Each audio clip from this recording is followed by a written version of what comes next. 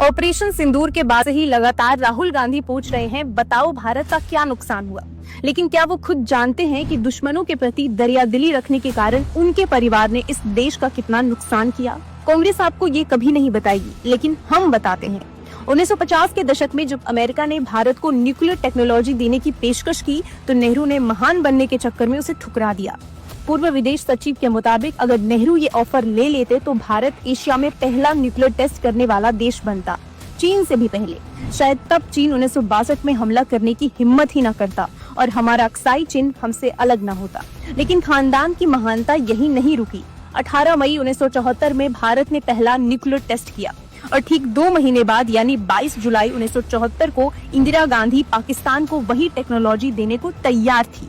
WikiLeaks की एक report में दावा किया गया कि इंदिरा गांधी ने 22 जुलाई 1974 को संसद में कहा था कि भारत पाकिस्तान को परमाणु जानकारी देने को तैयार है। यहाँ तक कि उन्होंने पाकिस्तानी पीएम जुल्फिकार अली भुट्टो को चिट्ठी लिखकर ये ऑफर दिया था।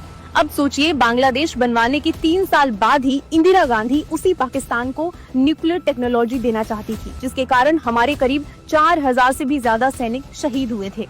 1971 से पहले पाकिस्तान के साथ भारत के 3 युद्ध हो चुके थे।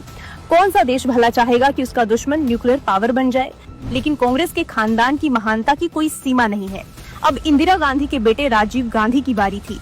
भाजपा सांसद निशिकांत दुबे ने 1988 में राजीव गांधी को लिखे गए अमेरिका के तत्कालीन राष्ट्रपति रोनाल्ड रेगन का टेलीग्राम पेपर पोस्ट करते हुए दावा किया कि पाकिस्तान और भारत न्यूक्लियर डील 1988 में अमेरिकी दबाव में किया।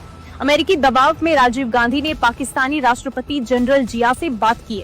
बातचीत का एजेंडा अमेरिका के राष्ट्रपति ने तय किया, जबकि 1972 में किए गए शिमला समझौते में भारत पाकिस्तान मुद्दे पर किसी तीसरे देश के हस्तक्षेप नहीं करने को लेकर बात हुई थी। फिर क्यों इंदिरा गांधी के बेटे ने उनका किया ये समझौता तोड़ दिया। आपको ये भी बता दें कि 1988 के न्यूक्लियर एग्रीमेंट के तहत कहा गया कि दोनों देश यानी भारत और पाकिस्तान एक दूसरे के परमाणु इंस्टॉलेशन पर हमला नहीं करेंगे।